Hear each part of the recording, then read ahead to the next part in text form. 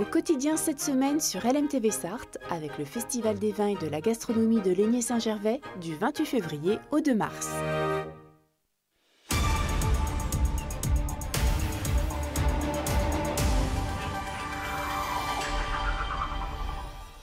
Bonsoir à tous, bienvenue dans Au Quotidien. C'est parti pour 30 minutes d'infos, de reportages et d'interviews avec Colin Ancel. Bonsoir Colin. Bonsoir Anthony Piton, bonsoir à toutes et à tous. Et dans cette édition, le retour d'une section jeunes actifs pour les Républicains.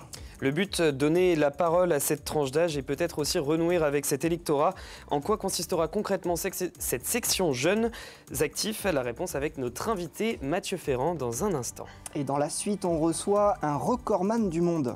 Son record sera officialisé d'ici plusieurs semaines, mais l'athlète de 54 ans a couru 121 km en 24 heures. Cet athlète, c'est Fabrice Didier, le tout les yeux fermés, et c'est pour la bonne cause, une association de chiens guides d'aveugles, et on en parle dans la suite. Mais tout de suite, place à l'actu.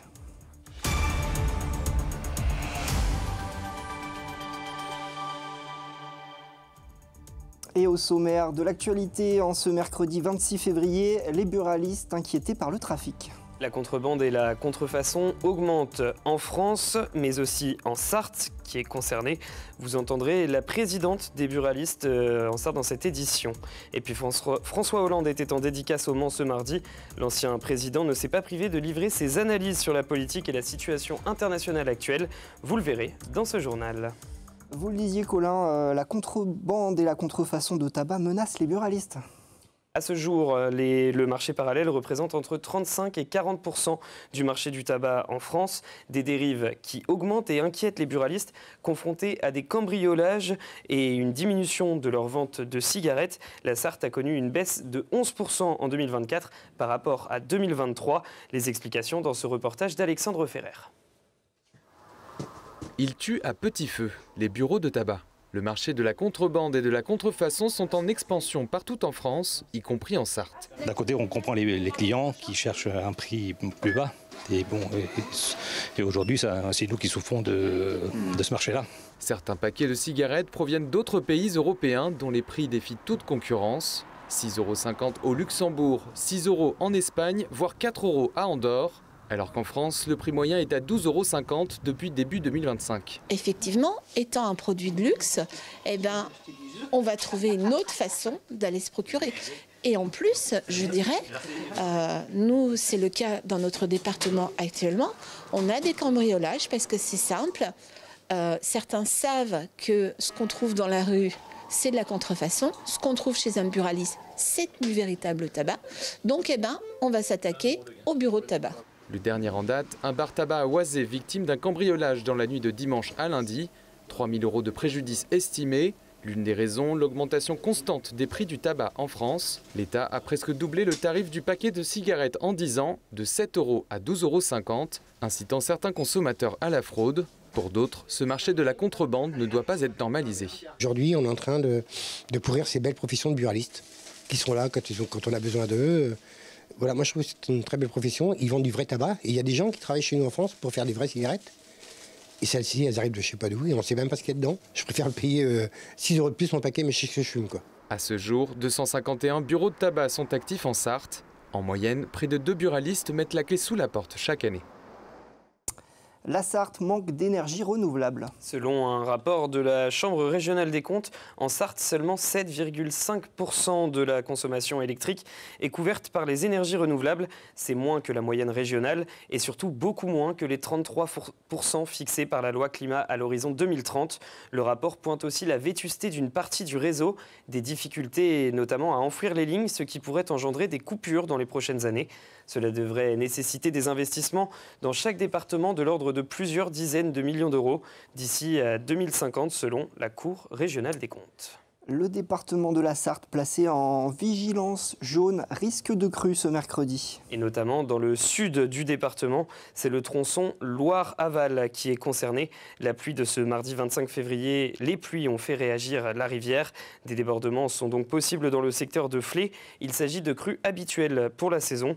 Cependant, aucun débordement significatif n'est attendu au niveau de la Flèche ou encore du Lude. Le pont sur le Loir à Luché-Pringé interdit aux poids lourds. à compter de ce mercredi 26 février et pour 2 mois. Le pont est construit en 1890, fait l'objet depuis plusieurs années d'une surveillance de ses caissons métalliques. Et pour préserver le monument du patrimoine local, la circulation aux véhicules de plus de 3,5 tonnes y est donc interdite. Des déviations sont déjà mises en place pour ces véhicules. Une mesure de restriction conservatoire, le département de la Sarthe stipule qu'il sera nécessaire d'envisager la reconstruction totale d'un nouvel ouvrage en lieu et place de l'existant. Seules les 2 piles de pontées existantes dans le lit mineur du Loir pourraient être conservées. Depuis cette nuit de mardi à mercredi, Mohamed Amra est incarcéré à la frontière de la Sarthe. Et oui, à Condé-sur-Sarthe, dans l'Orne, l'une des prisons les plus sécurisées de France qui pourrait être choisie par le ministre de la Justice, Gérald Darmanin, pour en faire sa prison de haute sécurité, accueillant les 100 narcotrafiquants les plus dangereux.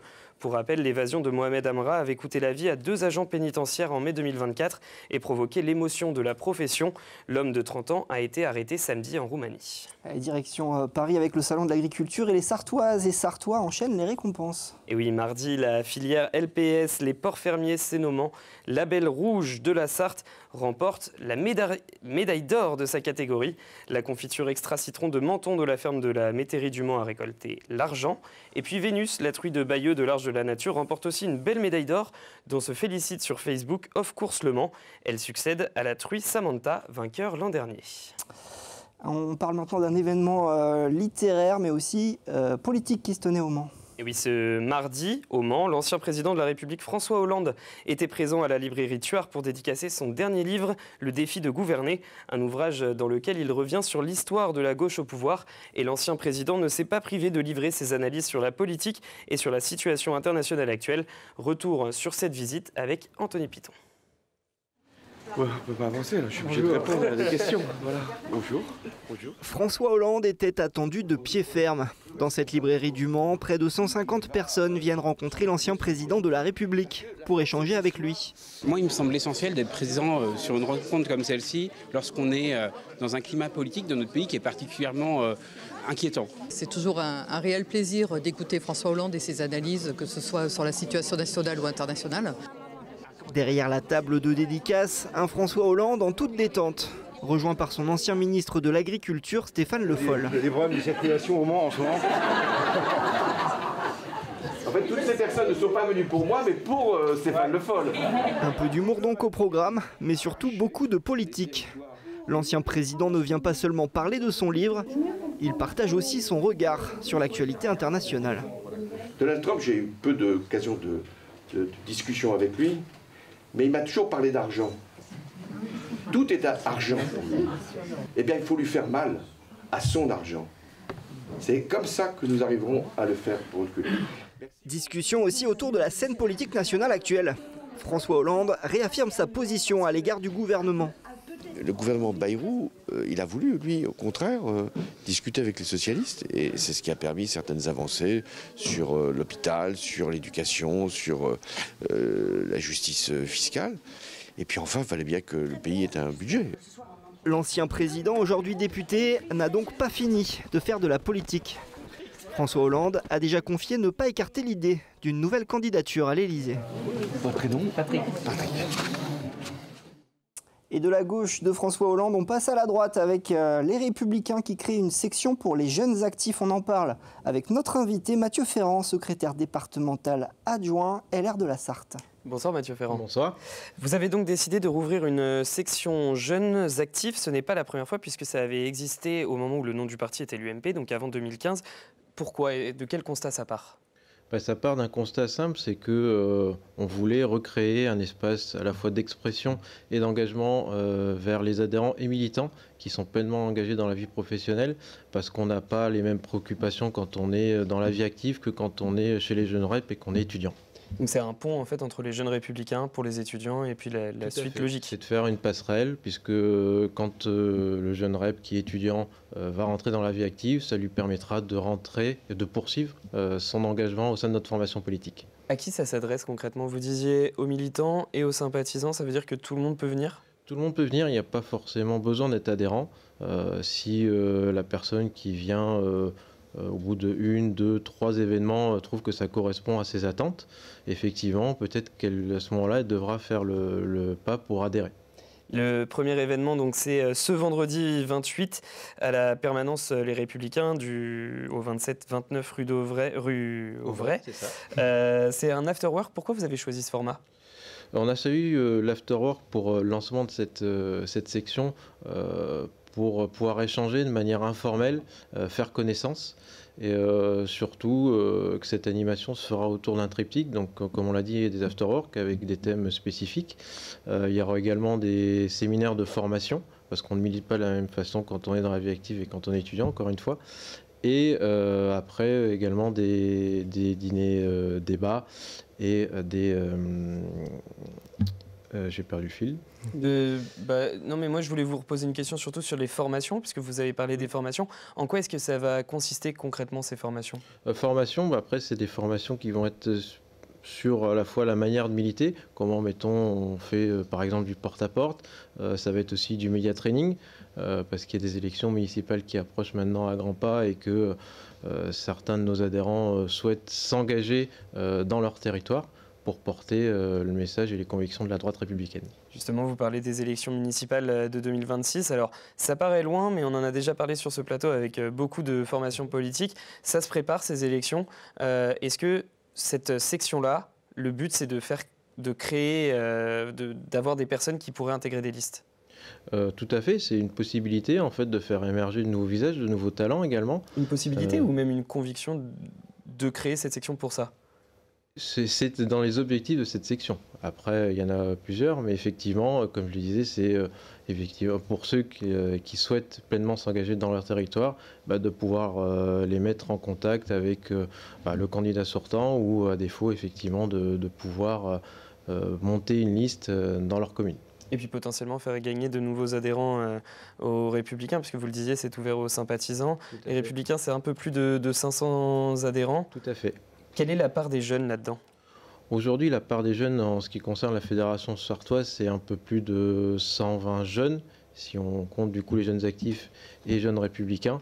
Mais on a vu dans les fichiers et les remontées que nous fait le siège national que dernier trimestre 2024 et tout début 2025, il y a une forte progression dans les adhésions et réadhésions du coup des jeunes actifs, donc la tranche, on va dire, 20-40 ans. Dans notre département, les derniers résultats aux dernières élections pour les Républicains n'étaient pas à la hauteur des ambitions. Est-ce que justement, par cette nouvelle section, le but c'est aussi d'ouvrir à un nouveau public pour redonner une bonne image de ce parti ? C'est aussi l'occasion de pouvoir reparler à cet électorat effectivement qu'on a perdu au fil des différentes élections. Et comme je l'ai dit, en fait, de pouvoir avoir un lieu où on puisse échanger sur les problématiques qui nous concernent quand on est, mettons, jeune papa ou jeune maman et qu'on est engagé dans notre vie professionnelle. Avoir cet espace-là, en tout cas, est primordial. Est-ce que vous savez déjà si ça fonctionne, s'il va y avoir quelques inscrits ? Là, actuellement, on est à peu près à une vingtaine d'inscrits. Donc, sachant que, voilà, comme on l'a dit, c'est ouvert également aux non-adhérents. Donc, je pense qu'on peut tabler sur un peu plus d'une vingtaine de personnes, en tout cas. Merci beaucoup d'être venu sur notre plateau. Je rappelle quand même cet événement After Work, le vendredi 28 février au 27-29 rue Auvray, au Mans. Permanence, donc, Les Républicains. Et vous pouvez vous inscrire par mail, c'est même recommandé, c'est ça ? Tout à fait. Et donc, le mail jeunesactifs.lr72@gmail.com. Merci beaucoup. Merci à vous. Le Stade Marie-Marvin réussit toujours aussi bien à l'équipe de France féminine de football. Et oui, 8e victoire en 8 matchs depuis 2013. Les joueuses de Laurent Bonadei se sont imposées au Mans ce mardi soir contre l'Islande en Ligue des Nations. Mais dans la douleur, les 8700 spectateurs ont vu 5 buts tout de même du spectacle. La France s'impose 3-2. Une soirée qui a été même historique avec l'entrée d'Eugénie Le Sommer qui devient la joueuse la plus capée en bleu avec 199 sélections. Elle dépasse Sandrine Soubéran. Et puis à Allonne, les enfants ont bravé la pluie. Oui, quelques images sympas pour finir ce JT. Ce mercredi, c'était jour de carnaval à Allonne pour le centre de loisirs de Chaoué. Une soixantaine d'enfants ont défilé au son des tambours et des tambourins entre le parc de Chaoué et la Maison des Arts. Déguisement, maquillage et bonne humeur au programme de ce défilé qui a été suivi d'un goûter organisé à la Maison des Arts Méliné et Missak Manoukian. Voilà, c'est la fin de l'actu. Dans quelques instants, on reçoit Fabrice Didier qui a battu ce week-end le record du monde de la plus longue distance parcourue, les yeux bandés, 121 km. Vous saurez tout de cet exploit juste après la pub et la météo. A tout de suite.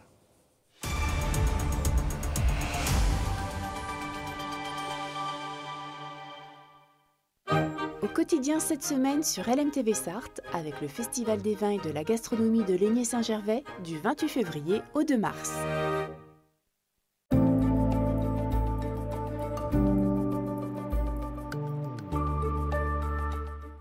Bonsoir messieurs, dames, ravis de vous retrouver pour ce nouveau bulletin météo. Merci de nous avoir choisis sur LMTV Sarthe pour passer cette soirée ensemble. Avec au programme un ciel, là vous le voyez, encore chargé, de nombreux nuages, quelques averses au cours de votre soirée.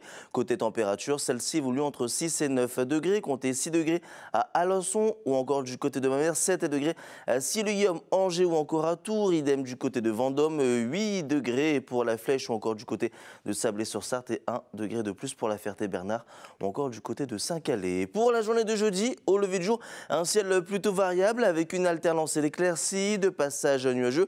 Température au lever de jour entre 3 et 4 degrés avec 3 degrés à Vendôme ou encore du côté de Blois. Même chose au Mans ainsi que du côté de Mamers, 4 degrés pour Laval, la Flèche, Montval-sur-Loire ou encore du côté d'Angers. Concernant la suite de votre journée, toujours ce temps calme et sec qu'on va retrouver sur l'ensemble du territoire avec toujours de belles éclaircies, à d'autres moments quelques passages nuageux, mais qui n'apporteront pas de précipitations et les températures encore un peu au-dessus des normales de saison avec des maximales comprises entre 10 et 11 degrés. Comptez 10 degrés du côté d'Alençon, Mamers ou encore à Laval, 11 degrés au Mans pour la Flèche ou encore du côté d'Angers. Pour la journée de vendredi, on continue de profiter de ce temps plutôt calme, propice aux activités en extérieur avec toujours des maximales plutôt stationnaires comprises entre 10 et 11 degrés sur l'ensemble de la région. Et pour la journée de samedi, pour ce nouveau week-end, peu d'évolution, petite baisse des températures entre 8 et 10 degrés. En ce jeudi 27 février, on continue de gagner quelques minutes de soleil. Passez, messieurs, dames, une très bonne soirée.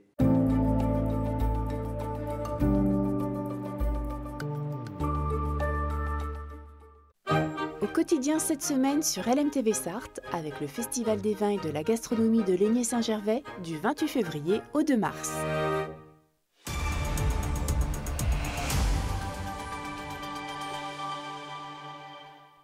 Bienvenue dans la suite de Quotidien si vous nous rejoignez sur LMTV Sarthe. Avant de rejoindre notre invité, on va faire un point sur la qualité de l'air dans notre département avec notre partenaire RPI de la Loire. Et comme depuis quelques jours, l'air est moyen sur l'ensemble du département du fait de l'ozone porté par des masses d'air océaniques. Les autres polluants restent à de faibles niveaux pour l'instant, mais une légère dégradation est attendue dans les prochains jours.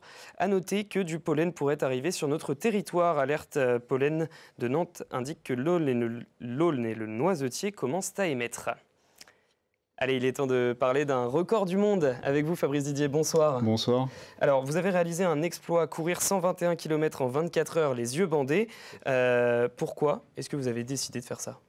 Du coup, c'était pour... en fait, je parraine le chien Uno d'une association de chiens guides d'Avette de l'Ouest, donc ça avait tout son sens de le faire les yeux bandés. Et puis voilà, l'idée d'un record du monde, c'est toujours plutôt intéressant d'essayer de se dépasser soi-même et puis de se dépasser pour les autres. Comment est-ce que vous y êtes préparé ?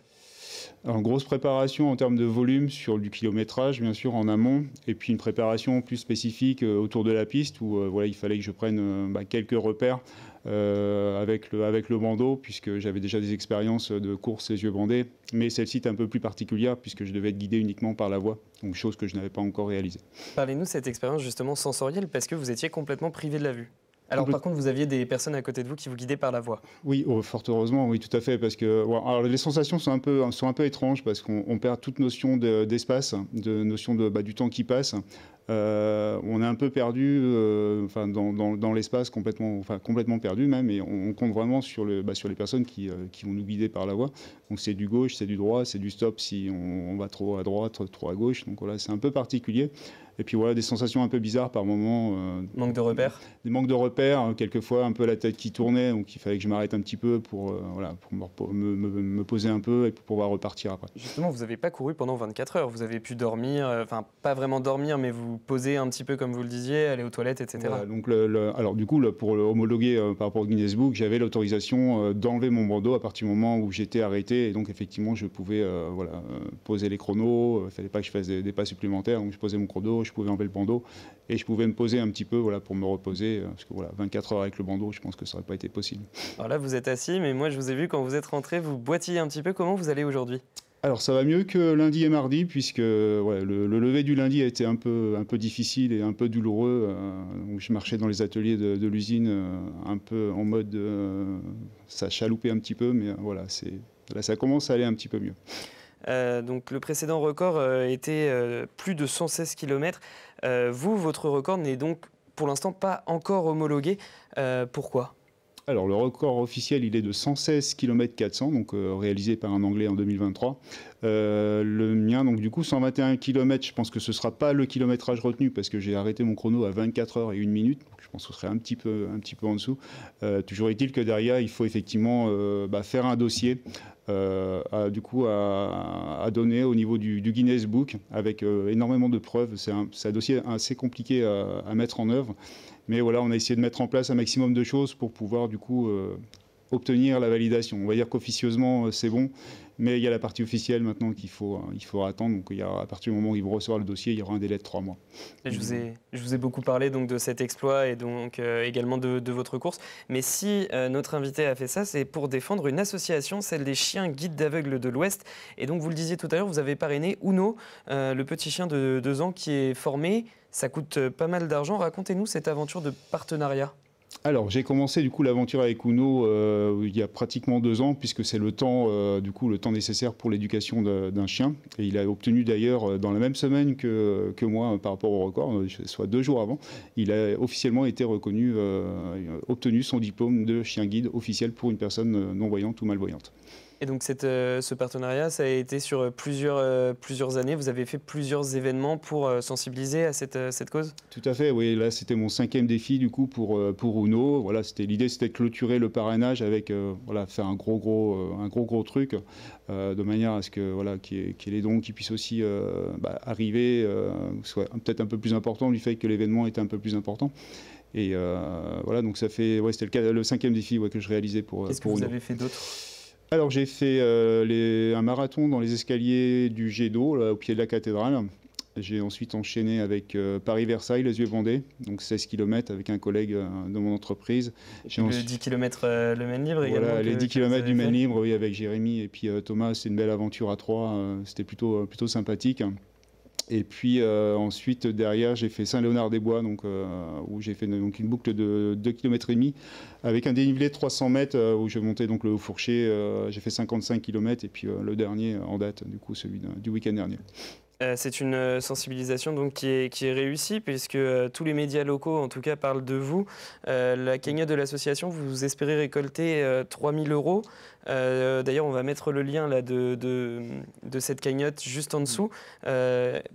Est-ce que ça avance dans le bon sens ? Oui, ça avance. Alors ce matin, on était à 818 €. J'ai regardé 860 moi cet après-midi. Du coup, ça a évolué depuis ce midi. J'ai aussi de l'argent à la maison que je vais remettre aussi à la cagnotte. On devrait dépasser les 1100 € dès l'instant qu'on aura remis tout l'argent. Après, voilà, on espère rien. La cagnotte est encore ouverte.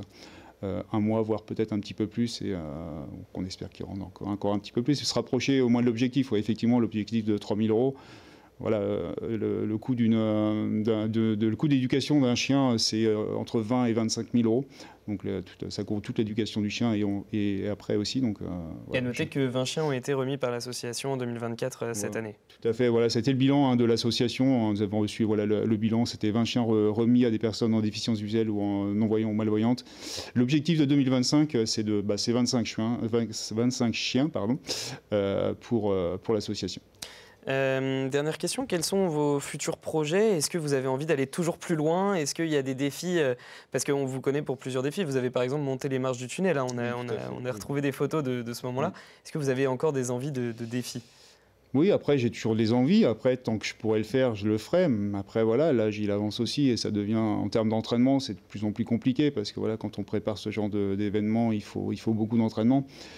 La récupération est plus difficile que quelques années en arrière, mais voilà, si je peux encore faire quelques défis, je continuerai. Après, voilà, il suffit de trouver, faut que je trouve des idées. Après, voilà, c'est de trouver des idées originales. Pour faire parler des associations comme vous l'avez fait. Se démarquer un peu de des choses qui ne se font pas forcément, qu'on n'a pas l'occasion de voir souvent. Ce qui permet derrière peut-être d'attirer les gens, les médias s'y intéressent, tout le monde s'y intéresse, et puis ça peut favoriser en fait la cause qu'on va défendre. Merci beaucoup d'être venu sur notre plateau. C'est moi qui vous remercie. Allez, chers téléspectateurs, dans quelques instants, c'est l'infiltré du dimanche avec Lilian Brault et Samuel Morand. Et donc d'abord, on prendra la direction de Coulennes pour une bourse auto miniature. Ensuite, direction le parc des Expos du Mans avec les puces de printemps, avant de se rendre à la première édition du Loto du Jardinier qui avait lieu à Mulsanne. Et enfin, direction le Carnaval de Saint-Côme-en-Véret, 30e édition. Et là-bas, on a raté ça pour rien au monde. Regardez. Je suis né ici, bon, j'ai dû déménager pour le travail, mais je reviens quoi qu'il arrive ici tous les ans pour le carnaval de Saint-Côme parce que je raterai ça pour rien au monde. Surtout les 30 ans, là, faut pas les rater. Ah bah surtout les 30 ans, c'est un truc qui se loupe pas, donc on est là, on est chaud patate. Au quotidien, c'est terminé. Votre prochain rendez-vous avec l'actualité, c'est ce jeudi en direct à 18h30. Et d'ici là, passez de bons moments sur notre antenne. À bientôt, salut.